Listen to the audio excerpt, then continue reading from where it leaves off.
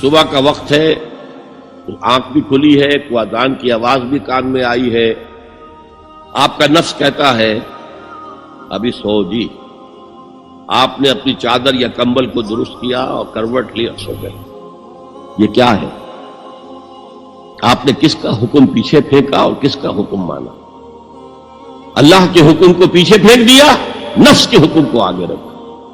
یہ شرک، اس شرک کو جاننے والے بہت کم ہیں.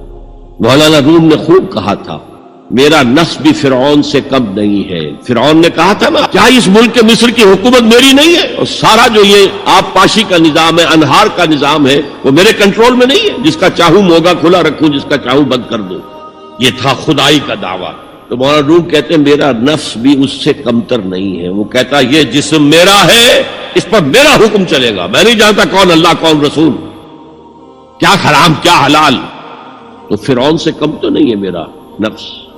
لیکن فرعون اس کی بہت مدد تھی، فوج تھی، لاؤ لشکر تھا، تو اس نے زبان سے بھی کہہ دیا کھل کر الا ربکم الاعلی.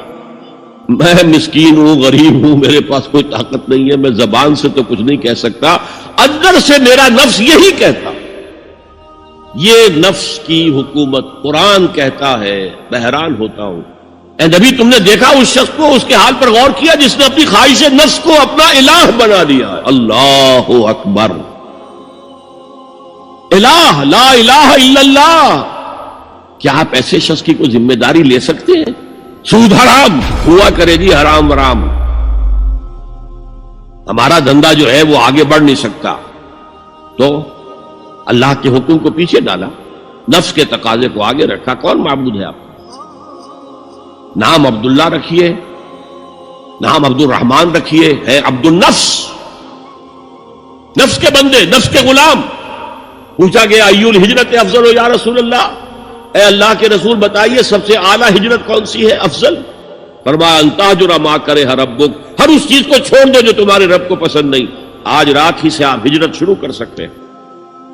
جائزہ لیجئے کیا کیا چیزیں میری زندگی میں خلاف شریعت ہے، تو اللہ کو ناپسند ہے. فیصلہ کیجئے کہ آج کے بعد نہیں ہوگی.